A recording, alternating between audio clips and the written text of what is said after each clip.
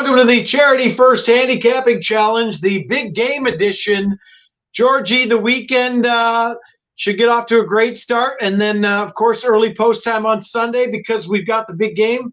So, of course, we want predictions by these two of the scores also of between the Bengals and the Rams. I think we're going to throw that in as bonus coverage, huh, George?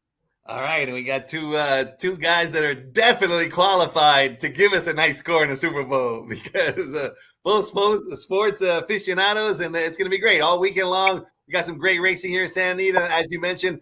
Early post on Sunday at 11 a.m., free admission, great specials at Sorona's Bar. If you guys want to see the game from Santa Anita, it's going to be fine. And you got the Pick'em contest. It's all Super Bowl Sunday, right? Yeah, so what we're going to do is we should have it up today. There's actually 2 questions relating to the races and 10 all Super Bowl prop related questions, all free. Pick'em.santanita.com, and you can win $1,000. We're doubling it to $1,000 this week. So I've been grinding away at the picks, but we're all good to go. We're good to go. And right before he has to go to New Orleans, we got Don Chatlos with us. Yes, baby. He was ready to go. And one of my favorites, one of our favorites, really. He does such a great job here. Nobody is more interesting to follow in the entire Twitterverse than Don Chatlos. There's nobody even close. He's the most entertaining. I love his tweets and all his insights, and it's great to have you here on the show, Don. Thanks. You know what? I wouldn't have shown up if I know I was going against Rob. Nice to see you, buddy. I haven't seen you in a minute, but it's always great to see you every time. Good to see you, man. I heard you guys used to walk hots together or something like that back in the day. Yeah, and isn't it funny that we're going into Rams Super Bowl? And let me tell you something. There's no hot walker in the history of Santa Anita that showed up with hotter Rams cheerleaders than my man Rob. True story. Wait, give us that story if you can. Make it PG, please. That's how the word hot walker got originated. That's it. Rob would come, we worked for Sadler, and he would come to the races, and I'm like, there's Rob, but who are these chicks with him? He's running around with these Rams cheerleaders. Oh yeah, I totally forgot about that. Yeah, you have a good memory. You have a good memory for Phillies. That's right. I totally forgot about that. It was like probably like 90, 91, early. Yeah. Wow. That's been some time. He's moved up to Dallas cheerleaders now. He's moved up to Dallas. Yeah. You still like Chicago? You're still the Chicago guy? Yeah, my teams are Chicago. I live in Lexington now, because of the job that I have. But, my teams are still Chicago. Do you think you're going to move? Do you think you're going to move from the Soldier Field? Well, the mayor's putting a lot of pressure not to let them get out of there and go to Arlington. So Arlington might end up being their training where they set up their training or something. Oh, yeah. I didn't hear that. I did not hear that. Okay. Yeah. Yeah. I thought it was kind of a done deal that they were going to build a new stadium there.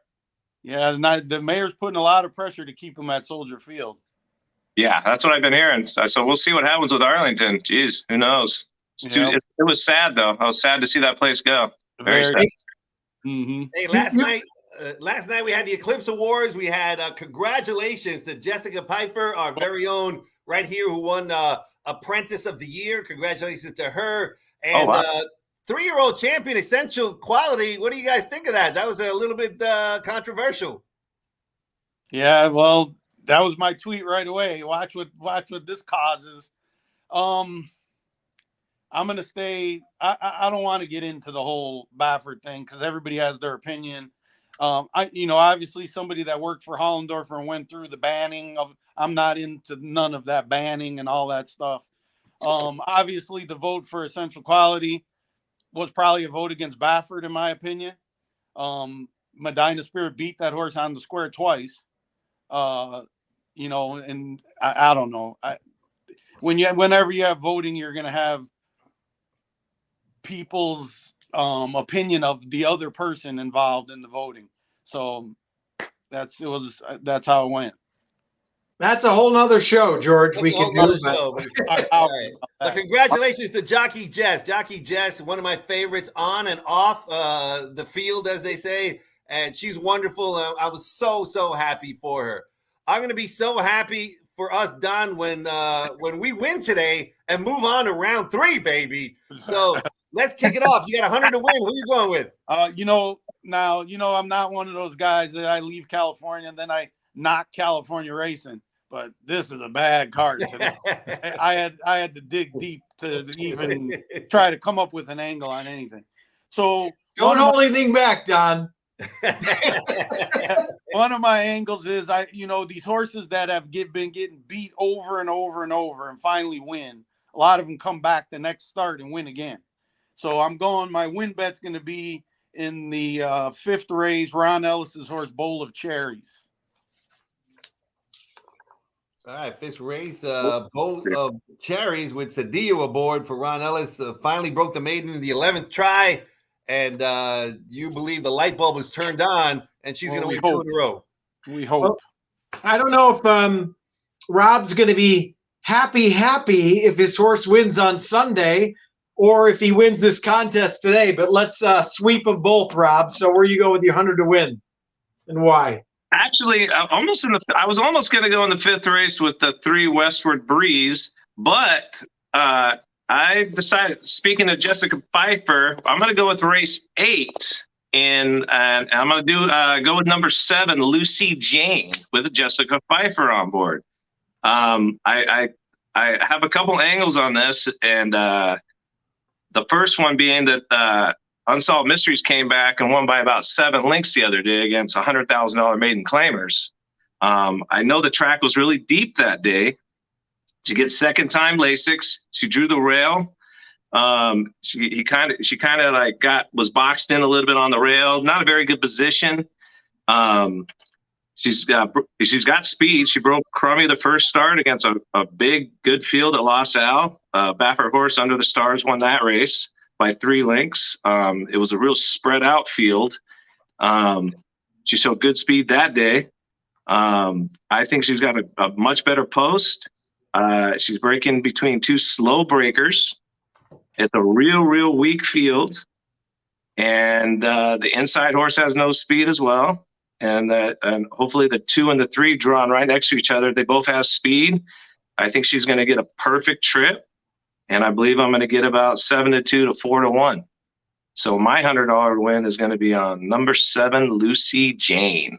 All right, Lucy Jane with the Jessica Pfeiffer we've been talking about. Georgie, one of our favorite angles, going from the rail last time, now drawn outside. So much more tactical position to be in. So we'll take it. And Luis Mendez does really good with youngsters, and excellent trainer with youngsters. All right, youngster Don, what are you doing with your exacta? It's funny that Rob brought up that Westward Breeze, because that's my exacta, Bowl of Cherries to that Westward Breeze. Wow. I almost flipped it the other way. I was torn between the 2 horses. Yeah, same with me. I was too. All right, so Don is going with the exacta. Is it exacta box 3-4? Box? No, straight 4-3. Since Straight my 4-3. is on Ice cold. I love it. He's swinging for the fences. He's swinging for the fences, babe. We're going to raise some money for a Winners Foundation, which is our charity. They do a phenomenal job helping people in the backside, the front side, all over the sides.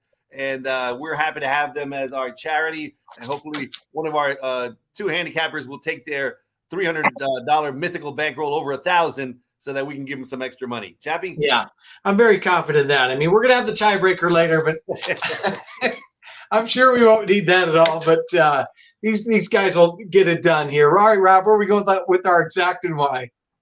Exacta, 9th race, Santa Anita. I'm going to do a 4-9 exacta box via Ignatia and Ian Glass. I like the race they came out of. I both feel if they run one back, they'll be right there. Via Ignatia got a really bad start last time. He had to take up at the start and pretty much got wiped out. He's a lot more speed than that. I think he's going to sit right off of McWhirter and get a perfect trip. And as well as Ian Glass, his break was really bad. He hit his legs at the start, and he got kind of tangled up there. And I think he could just pretty much throw that race out. But if he runs one back, It was a huge race. And I'm going to try to beat Pratt here on the outside with 0 to no speed and the big drop off the layoff. So that's my angle there on that one. I didn't like the 7 either, Johnny Padres. I don't like that when Biotti drops like that with a Calbred, especially into a claimer when he'd already finished second and third in the Calbred ranks. So I really think that's the race. It should be live. So the 4-9, V. Ignatia and Ian Glass box. All right, 4-9 in there, and obviously Georgie the 11, kind of the mystery horse, is obviously going to take money with Pratt jumping aboard, but hasn't been seen in a long time, going from the Kilroe Mile to a 25-dime claimer. So let's get it home. We should get a nice price with our exacta. Yeah, I think you should. All right, we got a daily double to work with, Don. What are we doing with it? Well, like I've done in all these things, I have to chalk it up somewhere because a lot of times that's what gets you through. So I'm going to start in the 6th with Midnight Fury. One of these first-time starters are just going to have to be a runner to beat him. I'll take the experience. Oh, almost the whole field is a first-time starter. The one that has run on the rail, Simon Callahan beat 11 lengths last time. He's going to have to move, improve a lot to step out of that race. So I'll go Midnight Fury, and I'm going into the 7th race to Big Novel. The Sadler, Velasquez, coming out of stakes, going back to the allowance. Again, a lot of horses in there that have only run 1 or 2 times. And so I'm going to go chalkity chalk double. All right. Looks like a 3-7 Gallina Prieta for my man Ton. And this for you guys wanting to bet the 7th race, there's 4 scratches. The 1, 3, 5, and 6 are out. 1, 3, 5, and 6. So if you guys wanted to bet that 7th, those are some of the changes. Chappie? Yeah, the interesting thing about race 6 is not often do you see a maiden $200,000 race. Very interesting. And Midnight Fury actually ran 3rd. The winner there was Happy Jack, which was another O'Neill. He wheeled back last week in the Bob Lewis. And then the horse who ran 2nd was a $2.1 million Baffert first-time starter who they would never obviously run in a spot like this. So Midnight Fury looks awfully live in there. Rob? Double time. I don't think I've ever seen a $200,000 maiden claimer in my whole life. Me neither. No. Hey, those guys are, you know what? We could knock these cards and say what we want, but I give a lot of credit to those guys in the racing office for coming up with new ideas and trying to do some things as opposed to the guy that was there before. These guys are really doing a great job.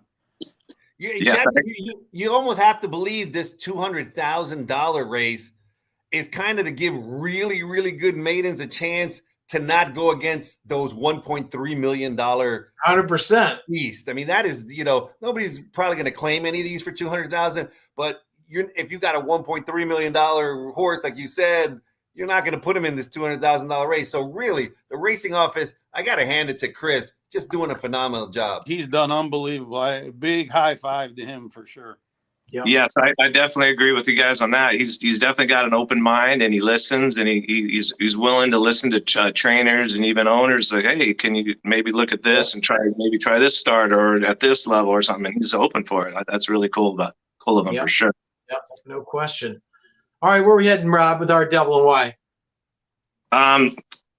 In the sake of doing something a little different, I actually like Don's as well because I really like Big Novel in there. And I was going to do a double with him as well. I almost was going to do the exact same double. But I'm going to switch it up. I had another one in mind. So I'm going to go with the 3rd race, Who's Candy? Third time out for Brian Corner. I love the race. The way he won last time, it was a big field. He got the lead very easily, and he drew off very easily with very little urging. I know Pratt's horse on the outside could be a little tough. He had a lot of trouble. But I just think that I just like the way the horse looked. He looked like he could be a real good one. And Brian, there was a reason Brian started him in an open maiden special weight, which he would almost never do as a Calbred. But he really thought highly of this horse. So I'm going to single Who's Candy in the 3rd. And in the 4th, I'm going to go with number 1, Tis Master, and number 4, Swirling. So I'm going to do a $50 double. Who's Candy to Tizmaster and Swirling. I thought Tizmaster on the rail. He has a tactical speed. He can sit a good trip right behind Susanna. And I think Swirling should get a really good trip too. And I know Swirling's actually my trainer had this horse, and I know he's totally fine. And I believe he's just dropping him just to try to get a win. But he could easily win for 25, I think. So definitely the Tizmaster and Swirling there. I like it. And like he said, if you watch that replay, Who's Kenny won very nicely. Looks like it has some serious talent there. So that should be the winning combination for us, Georgie. I don't think we're going to need the Wheel of Doom. All right, let's go for it. We're going to get it anyway. Just before we do the Wheel of Doom, real quick tiebreaker story. Last week, guys, it was hilarious. Going into the last race, we had one handicapper that was 0 for 3, and the other one was 0 for 2. And in their tiebreaker, their horses came in last and next to last. So we almost had a winner that had no wins and beat one horse. It was wow. He did hit us exactly in the last race, but going into that race, I was like, "Are you kidding me?" Hey, was that Matt Nakatani? That's backing your way in. Yeah. Well, Ellis beat him. Ellis won. Oh, I think. I thought he won did he lose the tiebreaker? I thought he thought they both went they both lost every race. No, they both ran last and second to last. All right, here we go. Let's go. Oh, do we know what race it is? We got to figure out the race. What race it is. Yeah. It's gonna have to be. I guess. Gosh. The first or the second? Yeah. The first is as bad a race as you're ever going to find. Oh, yeah, I hated the first race. The second's just as bad. I almost went all there for the pick 5. Right. It's got to be the first or the second. Let's go race 2 then, since they both race 2 since race 1 is so bad. Rob gets first play. Yes, I'll take the 2 Mashad Flats. Believe me, there's a big drop off after that one. Yeah, big drop off. I'll go with the 4 O'Neill Cedillo. Riviera Champ. Okay. Yeah, champ. That sounds good. All right, Chappie, that's the show. We only got a minute to go. Thank you, guys. Oh, Super Bowl pick. Real quick, pick and score. I can't see. I obviously living here in Lexington, they're all Cincinnati fans, and the kid got sacked 9 times in the game before the AFC Championship game. They're not going to be able to hold this Aaron Donald off of him. I'm going to go Rams 28-24. All right, like it, Rob. I'm going to go Rams 26-13. Wow. So I think they can win by double digits. I had 27-17 Rams. So. Oh, nice. Yeah.